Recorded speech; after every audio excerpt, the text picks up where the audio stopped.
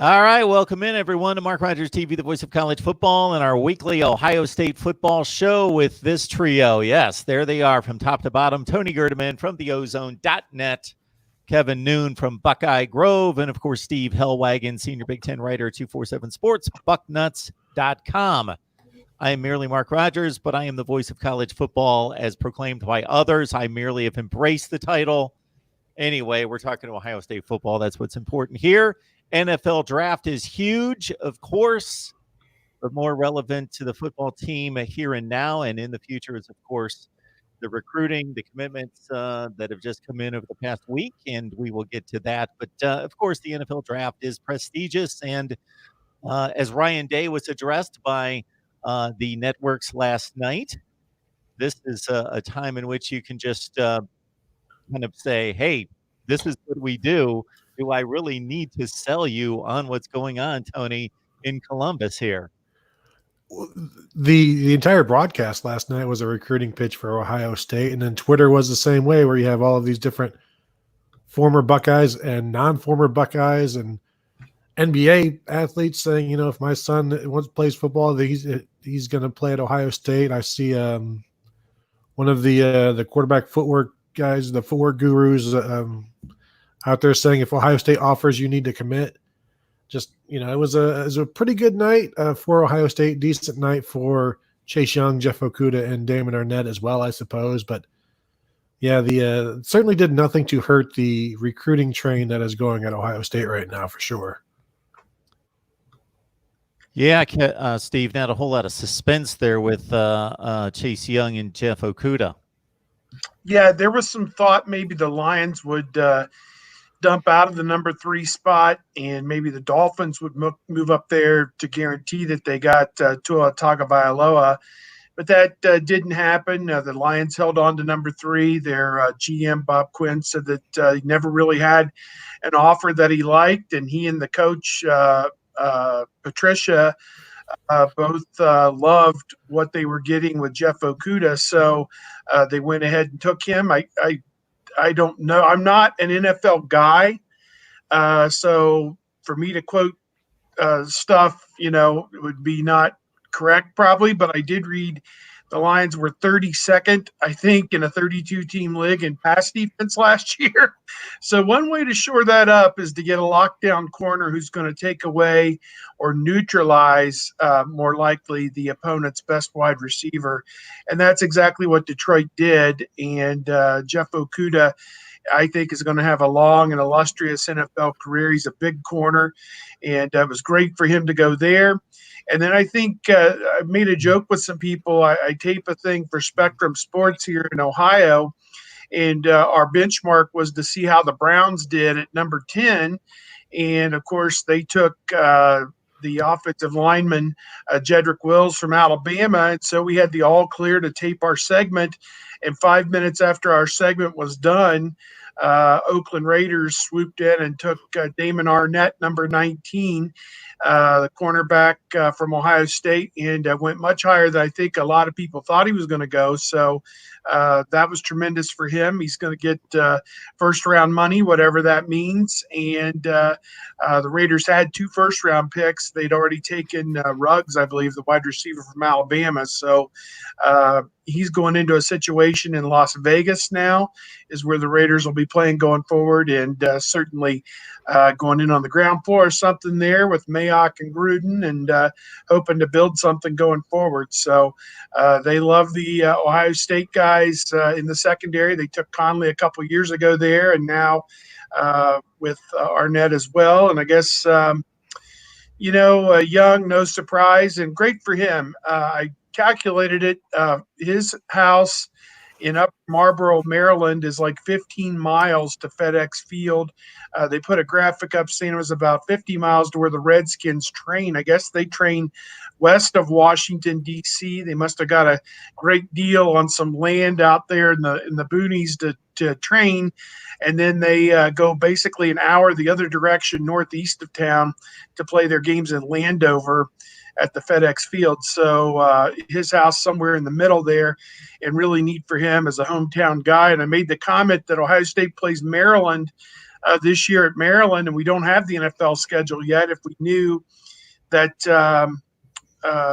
they were going to be at home that same weekend, might be worth sticking around just to cover a Redskins game with Chase Young and Haskins and Terry McLaurin and whoever may be on the other side. I guess the Bengals are supposed to visit the Redskins at some point this year as well, so that'd be kind of cool too. But at any rate, thoughts on the first 3 picks taken from Ohio State, and more coming off the board, obviously, tonight. What stood out, Kevin? Now that I've been picked, hold on. I'm going to get a little comfortable here and put on my robe just a second. Like Henry Ruggs, I can get comfortable. There you go. Haven't worn this robe in quite some time. It's a little snug. Good prop. It shrunk. It shrunk. I didn't get any bigger. It was great having sports programming. A national analyst took a little bit of a drag on social media for not commenting that the WNBA draft was a week ago. But, with the NFL draft, it obviously did some big numbers nationally. It was great for everybody to watch. I was surprised it went off as cleanly as it did. There certainly were some moments that were painful. Roger Goodell having to implore the Zoom wall of fans to cheer at any point was just not fun to watch. Your usual pauses or whatnot, but that whole first hour really was an Ohio State recruiting pitch. And, when Joe Burrow, Chase Young, Jeff Okudah, first time 3 teammates, and at some point, with Burrow leaving for 2 years, being drafted 1, 2, 3, that certainly was a noteworthy moment. Ohio State now sits number 1 overall in first-round draft picks with 84. USC had 1 last night with an offensive lineman, now sits at 82. So, that's going to be something else that's going to be on a graphic. Talking about Damon Arnett going 19 overall. If you sit there and you look at the tail end of the draft, though, you see a couple of other corners going 30, 31, which proves to me that I think that Arnett would have gone first round regardless, even if the Raiders didn't grab him there, because I don't know if I have Jeff Gladney out of TCU rated higher than Damon Arnett or the Auburn kid either. So it just once again goes to show what happens when you have a run at a position. And I think tonight we're going to see a run at running back where the first running back went off the board with Clyde Edwards-Helaire out of LSU going to Kansas City. I certainly didn't have him as my number 1 back, but I think he is the best fit for the Kansas City offense just based on his great pass catching ability. And, I think that's almost just going to be a cheat code there, but I expect to see J.K. Dobbins coming off the board pretty quick tonight. Getting back to Arnett, I saw an interview with Mike Mayock in his post-draft presser, and he said that they maybe could have traded back and tried to get Arnett, but they didn't. They weren't sure he would still be there. And as Kevin said, that with the 2 corners drafted late, probably a pretty good chance that he wouldn't have been. And they don't draft again until the 3rd round, I think, with the 80th pick, and he wouldn't have been there by then. So you go get the guy you want. And last year, if he would have come out, probably like a 3rd or 4th round pick, maybe looking at $3.5 million deal over 4 years. Now he's slated to make $13.5 million in his first 4 years with a 5th-year option of another $3 or $4 million. So good decision by him to come back. And I tweeted out, you wonder what would have happened if Kendall Sheffield would have come back and had a year under Jeff Hafley. If he would have been better for it. Would he have been a first rounder as well, giving Ohio State 3 first-rounders, and then you throw Shaun Wade in there? If he had come out, would they have had 4 first-round corners in the draft this year? Maybe not, just because there's, who needs all of these corners? But, it's an interesting example of the amount of talent at Ohio State. And yet, Jeff Hafley made Okudah better, made Arnett better, would have made Sheffield better, and Okudah and Arnett both owe Jeff Hafley a great deal and have said so. The value of the position has just skyrocketed for 2 basic reasons that come to mind for me. And one happened more like 20 or 25 years ago, just the amount of passing in the run pass ratio. Obviously, if you're passing 70% of the time as opposed to 50% of the time as opposed to 30% of the time back in the 1970s, then the position is going to be much more valuable. And then just the sheer volume of wide receivers on the field and the way the offensive approach with 3 and 4 wides all the time, you need guys that can cover. And how many safeties are going to be able to cover slot receivers in the NFL? And even the nature of the tight end position now going to be able to cover those guys anymore. So there's going to be a run on cornerbacks because people just need 3 and 4 of them out there at a time. Yeah.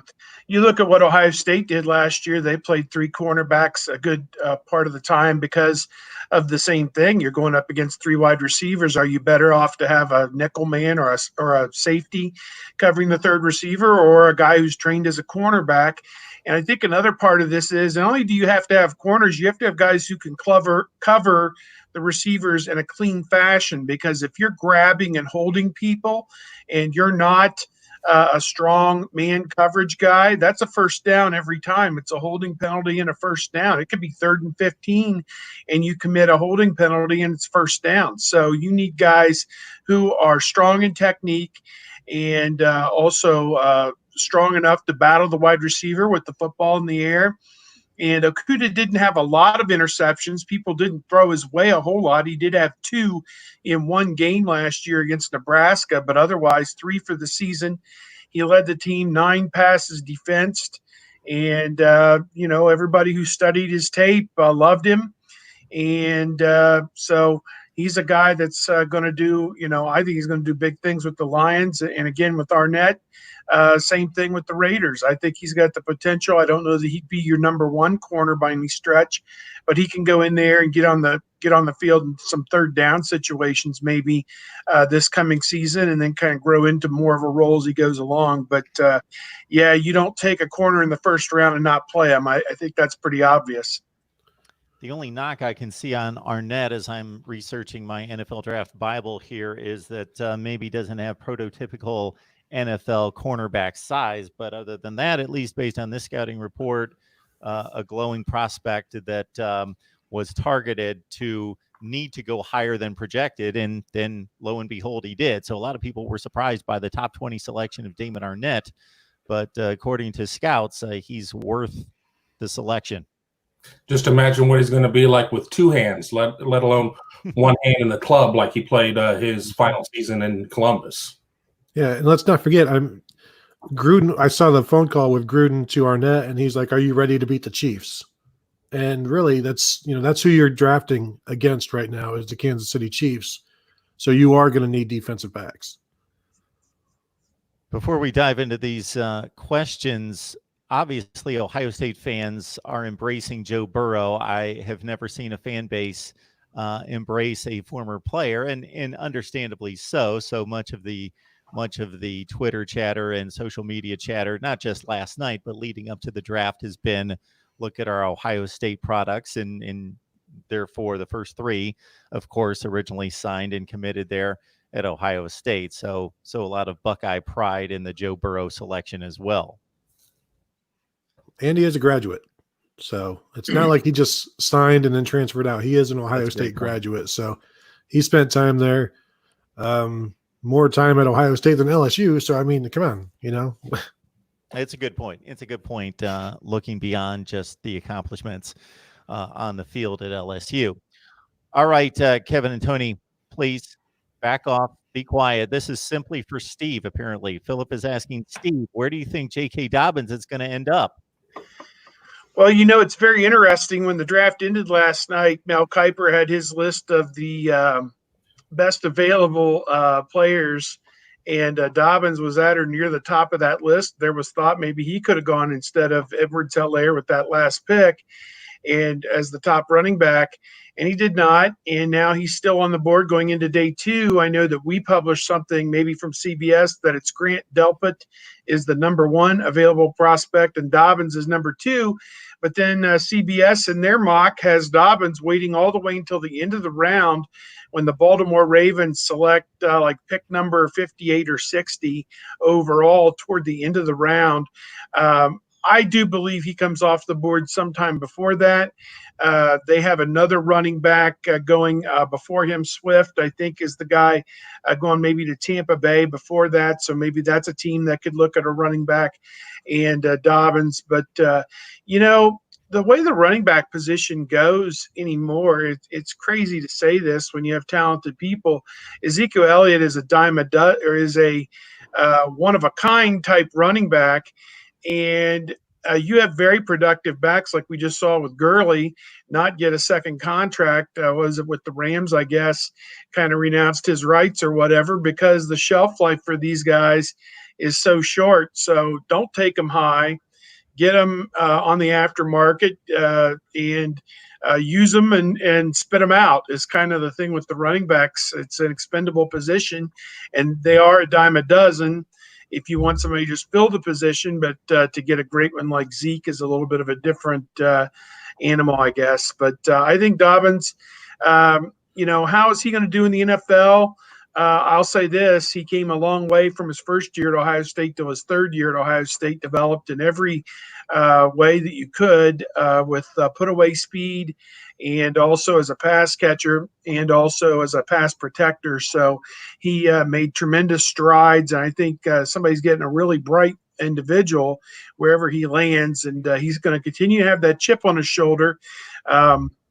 They were number 1 or number 2 in the polls all season last year, and he kept saying they're underrating us. They're underrating us, and our guys would be standing there questioning like, who are you talking about, JK? You're number 1 or number 2 in the country. No one's underrating you. So they're underrating us. They don't think we can do it. And so even when there's not a boogeyman out there, he's got one planted right there on his shoulder that'll push him to do great things, I think, in the NFL. I mean, we're not allowed to talk about it. So, I mean, go, please. No.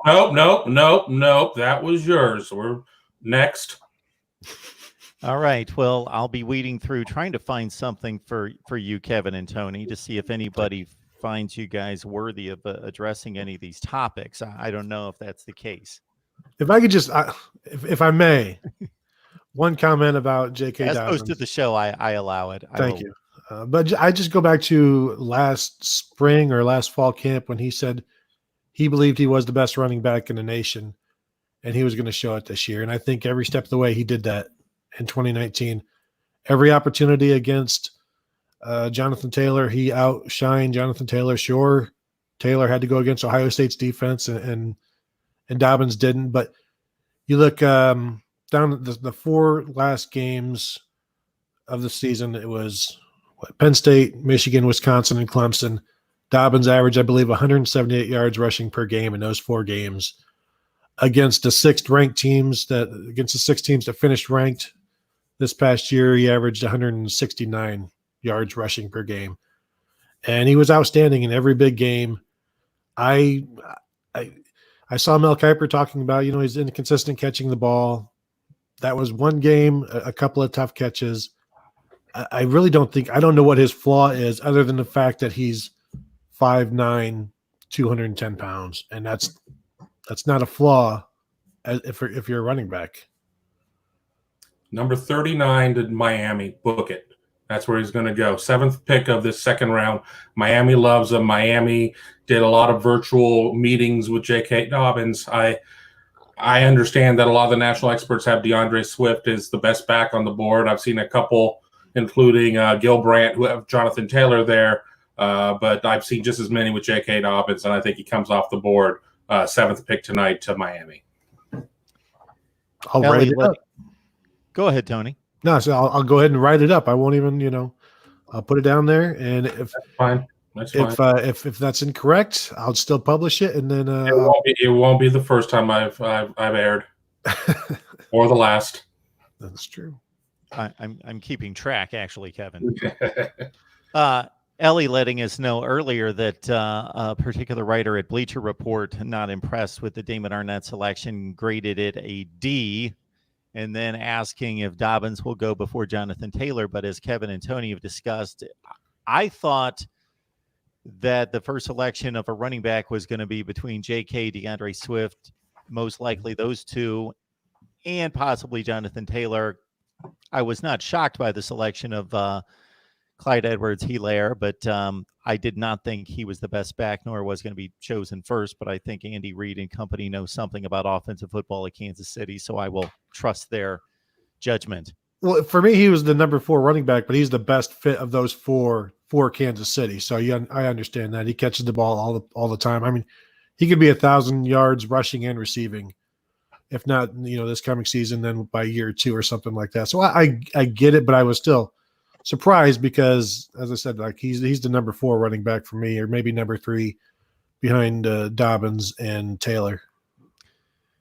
So I wonder if J.K. holds on to that diving catch in the end zone against Clemson, if that would have swayed anyone.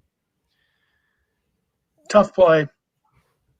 No question about that. So Kevin has provided us with the television numbers, and we all knew going into this that from a TV show perspective, this was going to be much different than what we've seen the NFL draft evolve into over the past 10 to 20 years, going from kind of a ballroom, conference room deal back in Pete Rozell's day, and then it's become more of an entertainment event, television show, and actually taken on site here in the last 5 years to various NFL locales.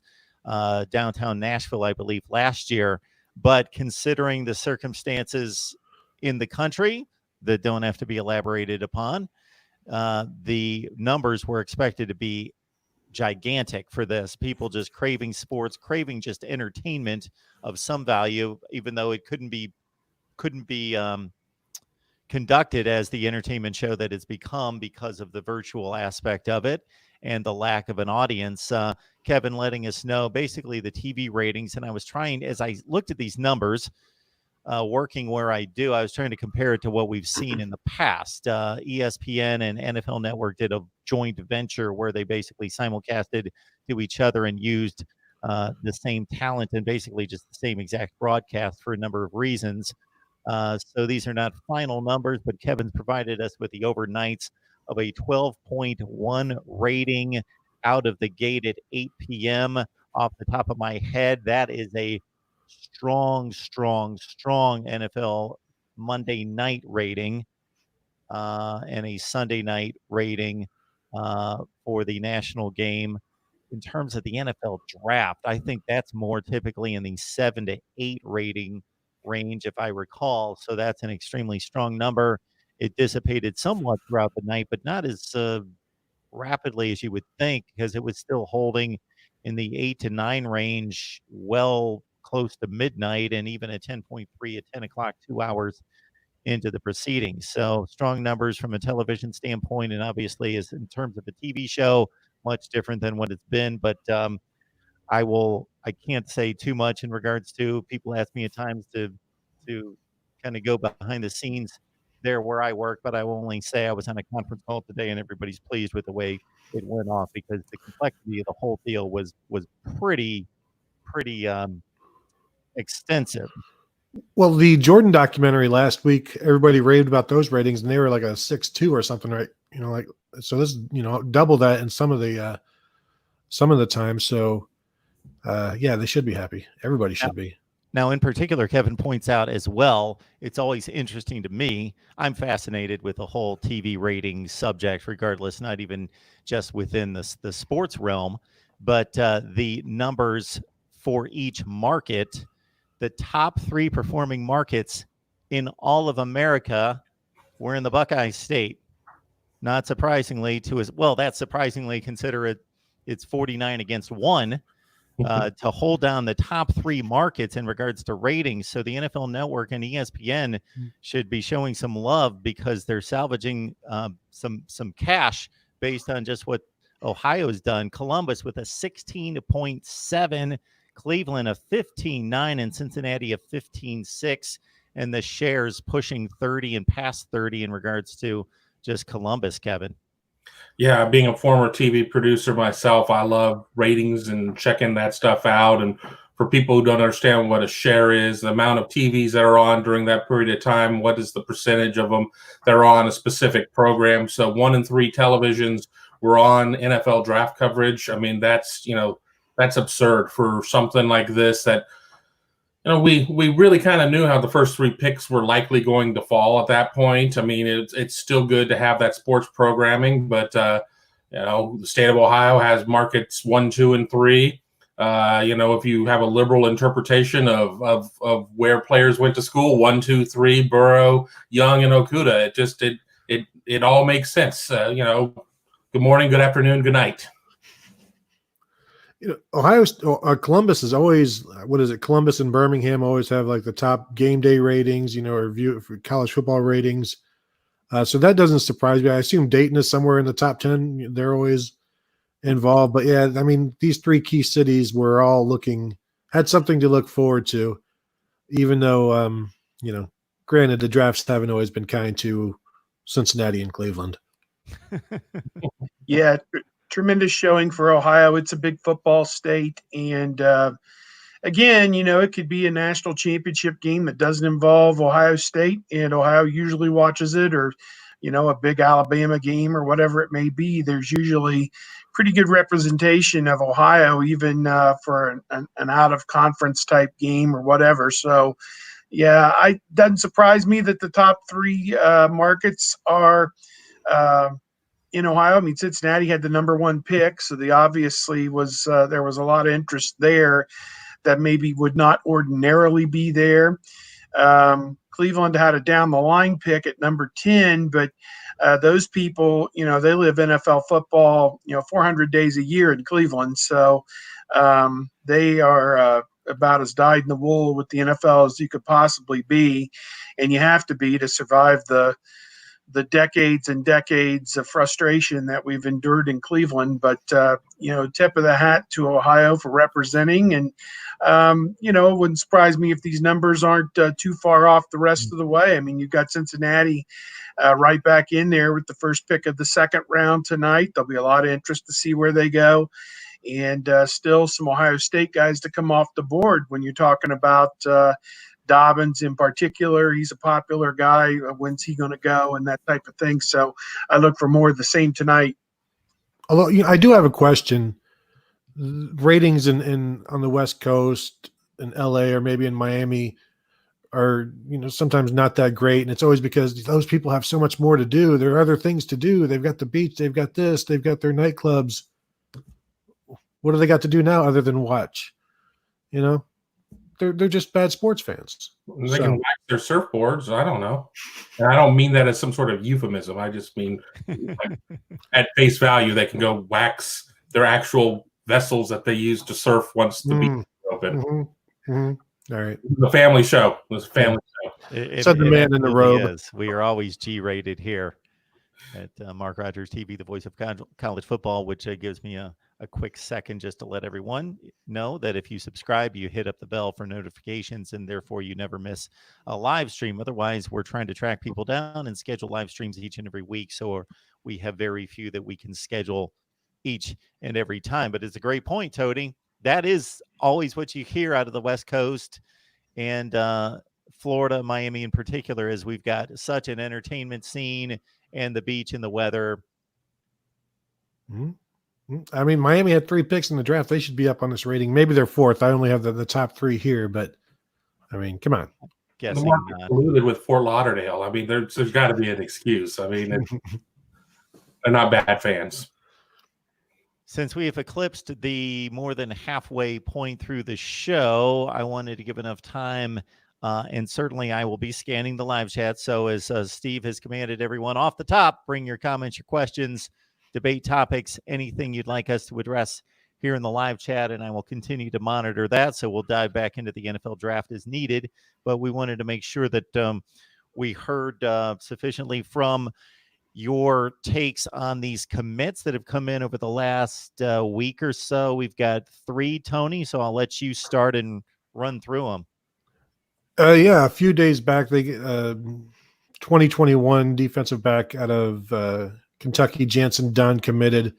He's I think 24/7 in the composite. He's around like the number 16 athlete or so, and 6'2", 180. Good range. Could be a safety. Could be a corner. Very athletic.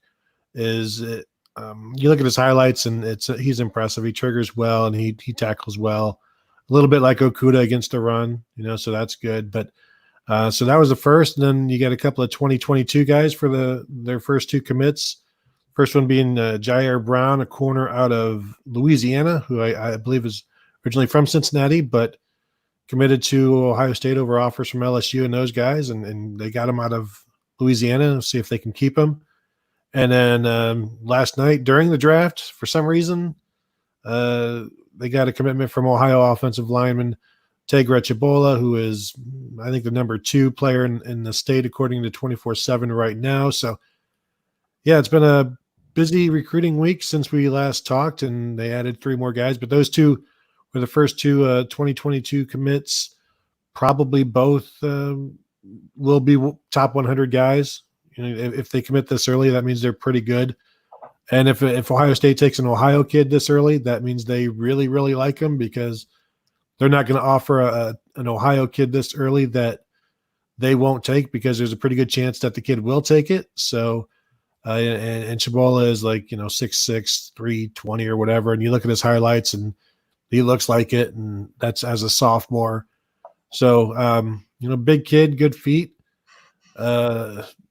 Remarkably a good start to the 2022 class, as Ohio State is also 17 guys into a 2021 class of maybe 25, considering how many guys they might lose to the NFL. So this Ryan Day guy, it's pretty impressive. Yeah, I think it's going to be around 25, because we could name several underclassmen who could be, they've had, what is it now, 15 first-round picks in 6 years with the 3 yesterday. And they also now have the all-time lead with 84. They came into the night tied with USC with 81. In this last 5 or 6 years, they have reeled in USC and now shot right on by them. And the idea is next year they could have 3 or 4 more very easily. Talking about John Wade, Justin Fields, potentially Wyatt Davis, maybe Chris Olave.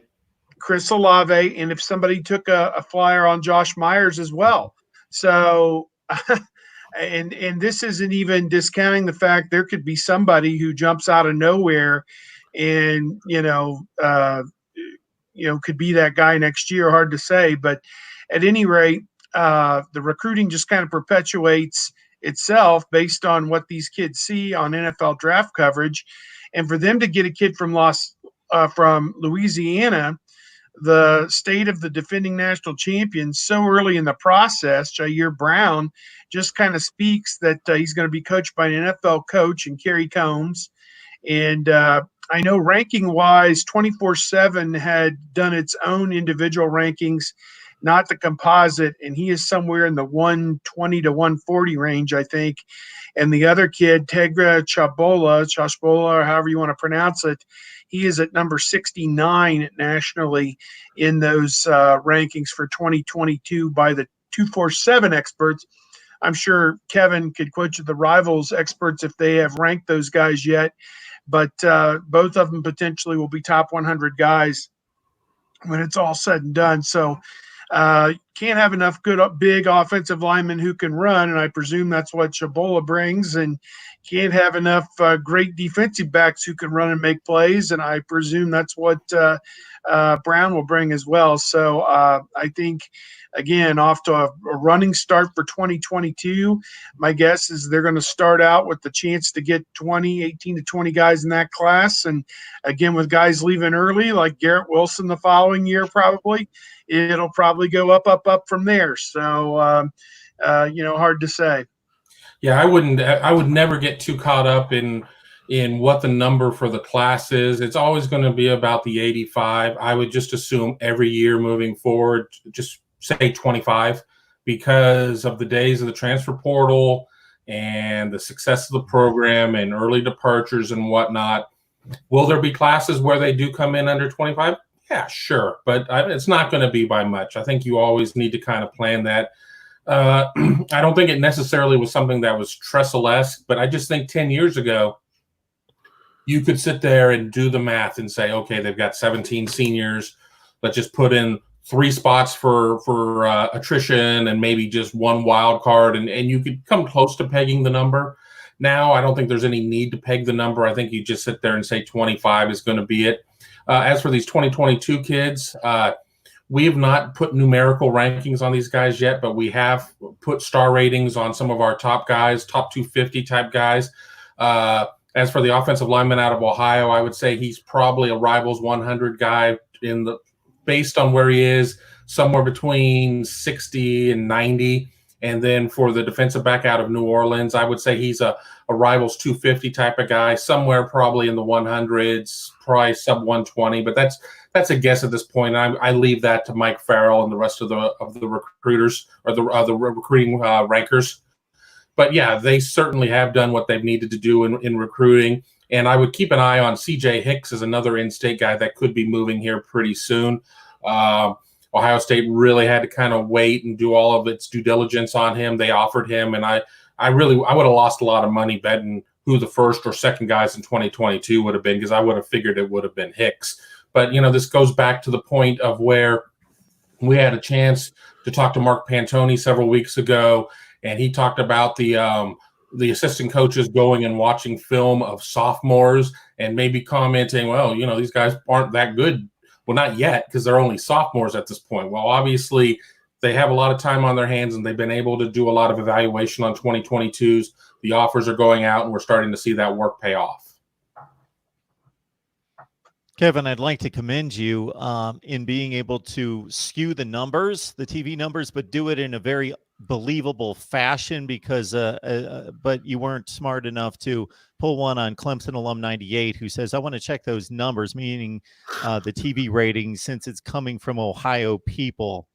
No, it came from John Orand of the Sports Business Journal. Is he from Ohio, though? You don't know.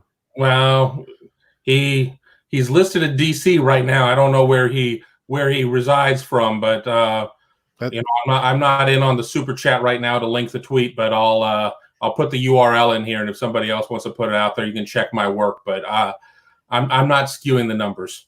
I was envisioning Kevin saying, 13, let's say 13.7 sounds okay. 12.9 at 9 o'clock. It was just detailed brilliantly. If I'm going to cook the books, it's going to be something that's going to benefit me. These numbers don't mean anything to me. I'm going to, if I'm going to fudge facts, it's going to be something that pays off for me in the long term.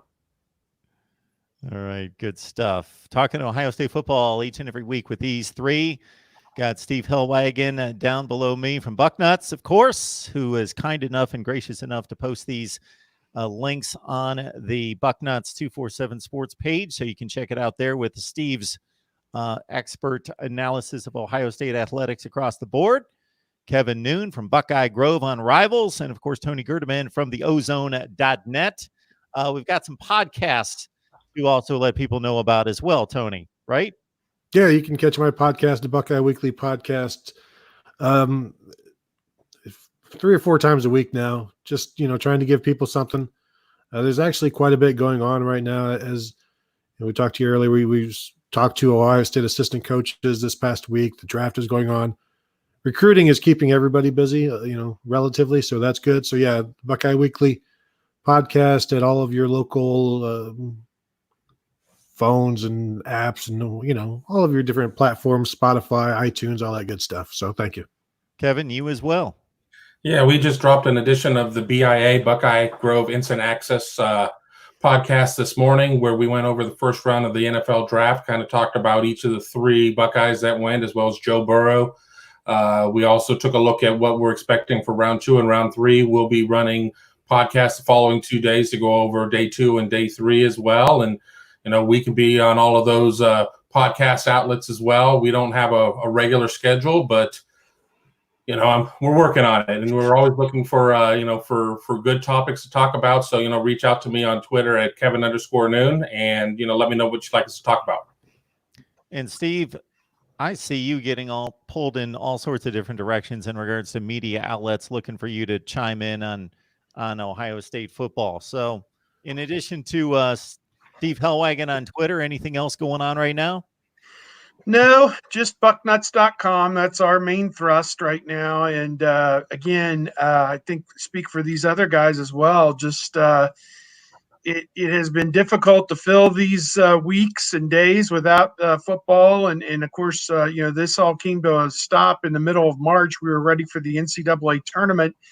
And then there was no NCAA tournament. And we went from covering two sports full time, football and basketball, to zero.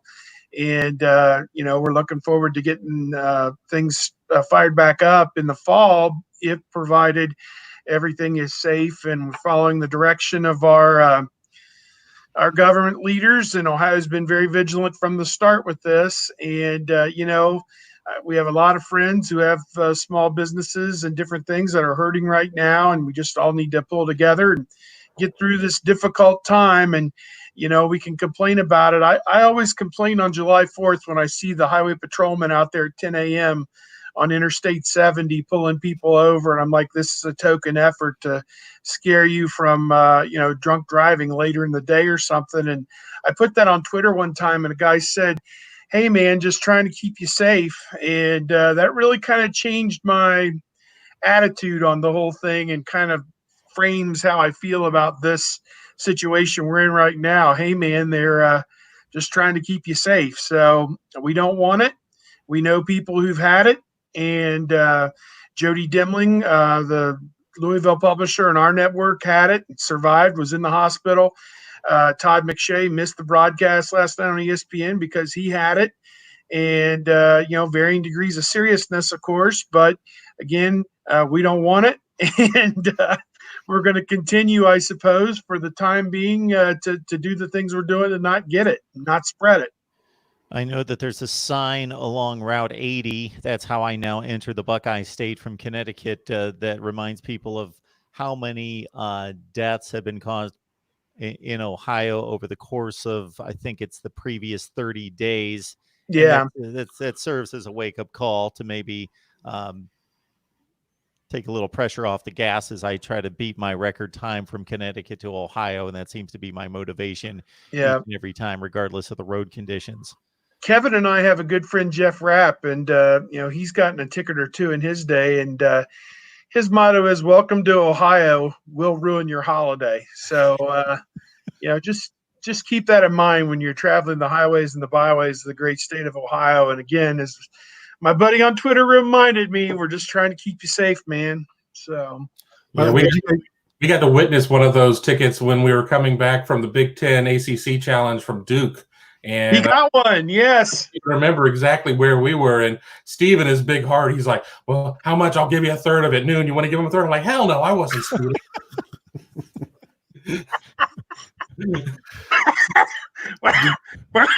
We're splitting up the gas cost. It's the least we can do is go in on a $150 speeding ticket.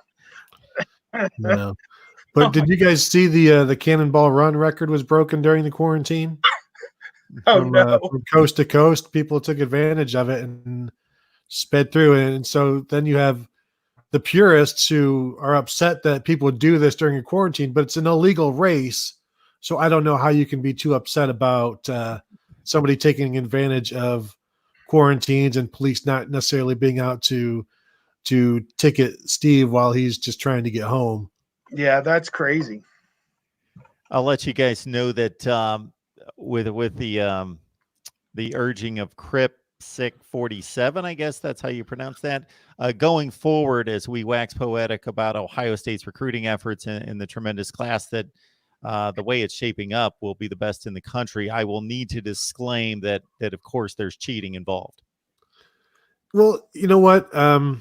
I think Ohio State would dispute that. And when we talked to Kerry Combs this past week, he had been with Urban Meyer from 2012 through 2017, and he said he's never seen anything like it.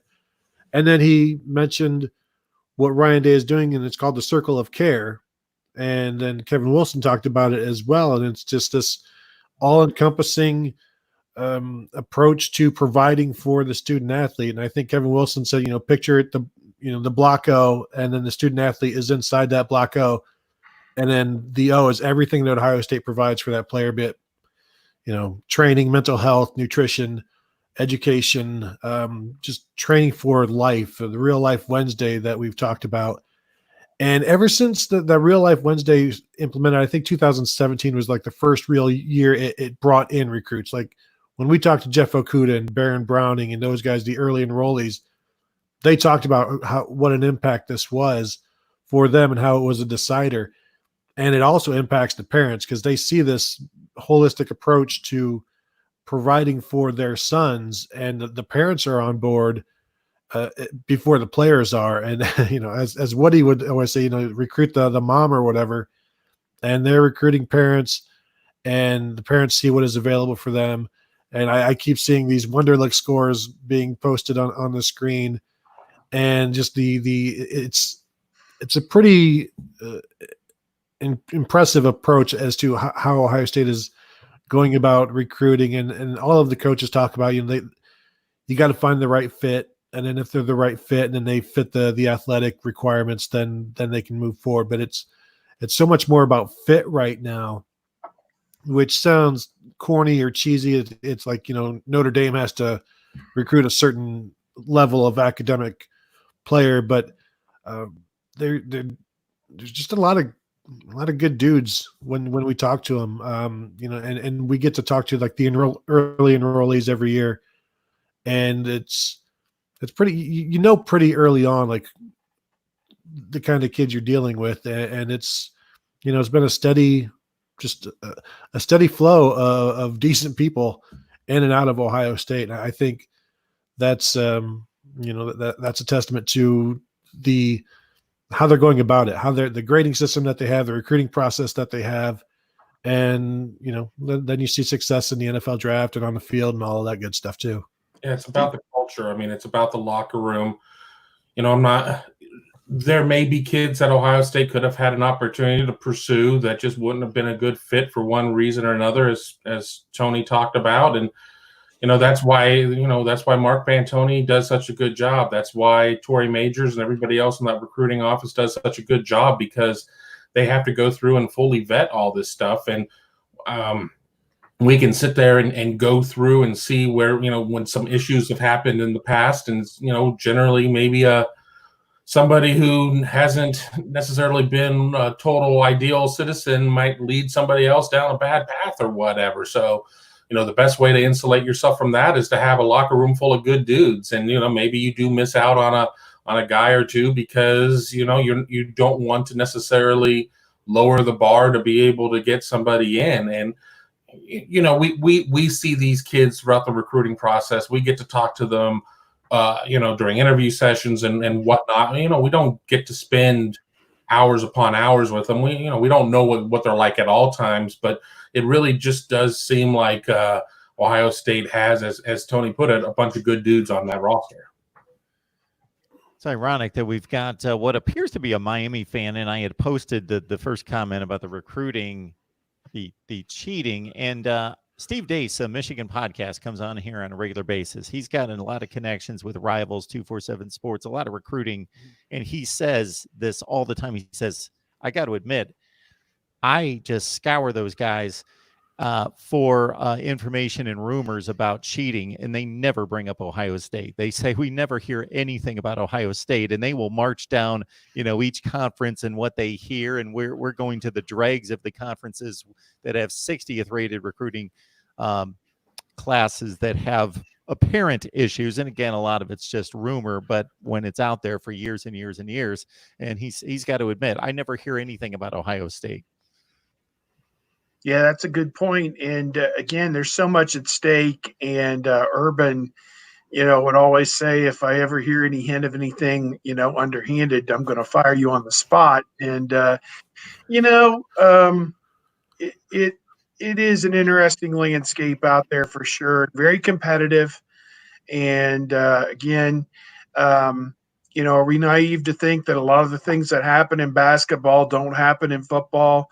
I mean, they're documented in basketball to the point that it's been testified to in federal courtrooms, but they still can't put the offenders away, so to speak, and bring NCAA allegations against these people, or at least they move at a glacial pace to try and do it. But in football, you don't hear a whole heck of a lot of those type of things. You hear rumblings here and there sometimes, but again, I think it's such high stakes, and I think it's such a good product. And I think that if people put their 3 or 4 years in at Ohio State, and as I'm doing the analysis, as I continue to bring it up every week of these past classes, if you started at Ohio State for 2 seasons, the odds of you being drafted the NFL are very good. I'd put it at about 60 to 70%.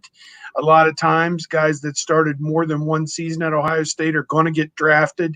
Now, is it first round? No, it could be 5, 6, 7, but the odds of you getting drafted in the NFL. So there is quite a bit there at stake for these kids when they get into the program at Ohio State to become the best that they can be. So that makes it very interesting.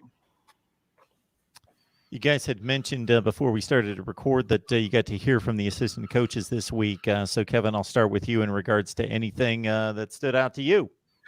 I recorded it, but I went to a chiropractor's appointment, so I haven't really had a chance to listen to it. I was like, "Oh, please don't let Mark come to me first on this one." So I'm gonna take a pass. Let me go some inside baseball on this one, because I just wanted to let Kevin know that I would much rather see him like limping up to the and then give us some good analysis on the what the assistant coaches had to say. You know, who cares about your?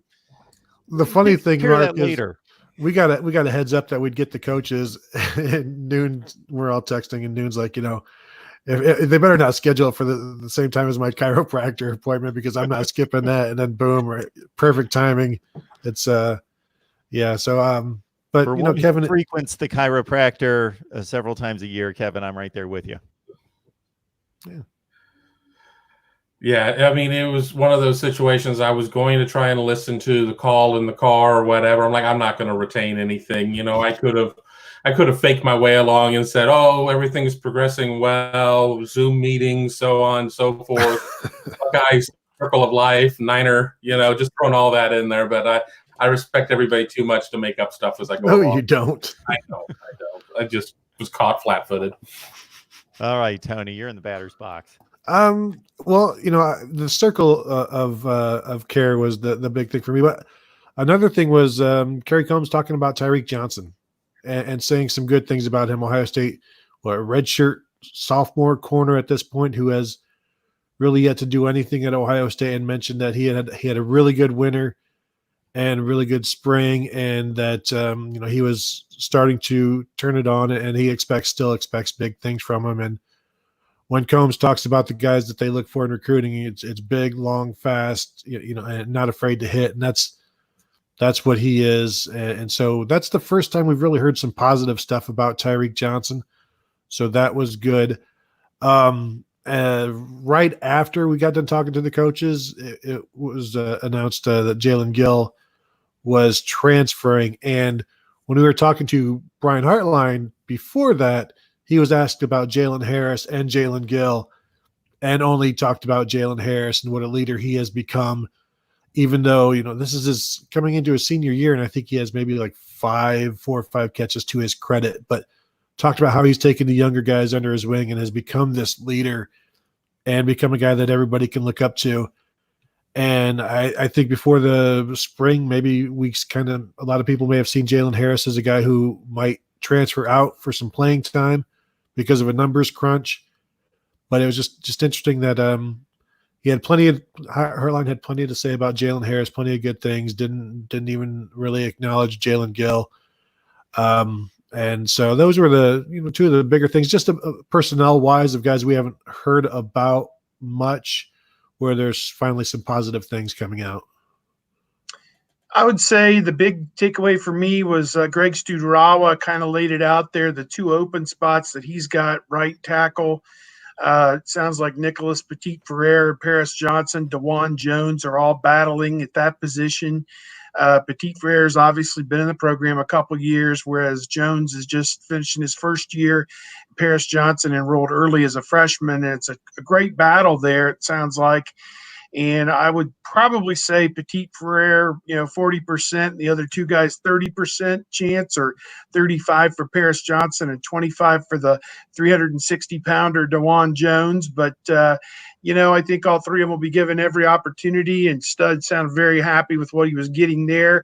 Then his other spot is at left guard, where Jonah Jackson was.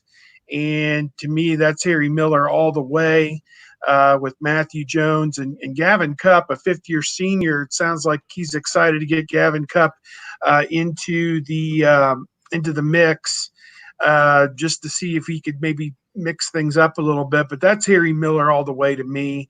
So I would put that at Miller at left guard, and I'm going to say Petit Ferrer with a slight chance of Paris Johnson at right tackle would be how I'd handicap those positions. And that's nothing bad to say about Matthew Jones at guard. I think he's got tremendous potential. And if Wyatt Davis leaves after the upcoming season, I would think he'd be the next one in line there. And of course, Myers is going to have a tough decision probably after this upcoming season as well, whether he wants to stick around as a fifth-year senior in 2021 or head off to the NFL if he has another great year. So interesting times on the offensive line. You got to be happy that you've got the three veterans with Davis, Myers, and Munford, and those are the building blocks. Those are the guys that you run behind. They pass protect, and those are the steamrollers that lead the way. This offense averaged 47 points per game, was among the most prolific in the country last year and among the most prolific in school history. And I think it was Kevin Wilson quoted the numbers. I think I wrote them down. 47 touchdowns for JT Barrett in 2017 combined, 54 for Dwayne Haskins combined in 2018, and 51 for Justin Fields last season. So 3 years, your quarterbacks have accounted for an average of just over 50 touchdowns. And to me, that's tremendous production. And I see no reason why in 2020, all things being equal, if they get help in the running back position, that's the only Achilles heel on the offense right now to me. So they're going to have another season where they're pushing 45, 48 points per game, no doubt. You trying to tell us that Cornelius Green or Rex Kern didn't post touchdown totals like that? I don't think so, because, they may have rushed for 10 or 12 or whatever, but they certainly weren't throwing for 40. So I don't think so. No, I don't. I got an argument with my son. We were doing one of those things on Twitter where you had to pick, the running back, the wide receiver, the linebacker, the defensive end, and the quarterback. And he said, if I just took the guys listed from last year's team, it would be the 15 points that you need. You give 15 points to do it. He says, I'll take my chances with that. And I said, no, I'll take Haskins and then take a lesser number guy at another position. And he and I are arguing with one another from one room to the next. I go, dude, my guy threw for 50 touchdowns or something. It's like, well, my guy only had 3 interceptions, and 2 of those were in the last game. So you could sit here and argue about Fields and Haskins all day if you wanted. I think we're going to see the best Justin Fields we're going to see this coming season, because hopefully he'll be able to run the ball and have the threat of being able to run the ball a little bit more. And I'm not saying rely on him. I'm not saying put him in harm's way. I am just saying, you get down there near the goal line, let him score about 13 touchdowns and just see how that changes things in a heartbeat. Steve mentions the package that never worked. That's 8 Martell package. You've cracked me up again. But Steve mentions to You're going to have a fumbled snap. There's going to be a false start. There's going to be the motion man's going to get hit with the snap. Yeah. I think Ohio State has probably the 5 best offensive lines in the Big Ten this year, because I think they can go too deep at every position and put a very good offensive line out there. So they've got, just a wealth. And Gavin Cupp, 5th-year senior, as Steve mentioned, has not played much, but is a solid guy. And then you've got Enoch Vamahi, a redshirt freshman who is well thought of. So they've got a lot of depth there, and I think they could trot out 2 different lines like Jim Tressel used to for a series here or there just to get them some experience. But there's they've got a lot of good guys there, and I think they'll be fine whoever steps up, if it's Paris Johnson or Nicholas Petit-Frere or even DeJuan Jones at right tackle. I'd like to remind everyone that we've got a call-in show Sundays at 10 o'clock Eastern time to talk college football. Ask whatever questions you'd like. Talk directly with me. Otherwise, the rest of these shows float throughout the week in regards to the live streams. That's why it's important to subscribe to the channel. Then you turn on the bell for the notifications, and you know when we're going live, especially for our Ohio State show each and every week. And please like the video. It helps us out tremendously. Tony Gerdeman from the Ozone, Steve Hellwagon from Bucknuts, Kevin Noon from Buckeye Grove. They do remarkable work in his robe, no less. The Hugh Hefner / Jerry Judy look. Henry Ruggs look out of Kevin Noon, but Kevin sports it so much better. So much better. And our thanks to all of you. And if you had any comments or questions that you would like us to address, of course, we did our best to get to those. Copy and paste them, leave them in the comment section of any of the videos, and I will look for them.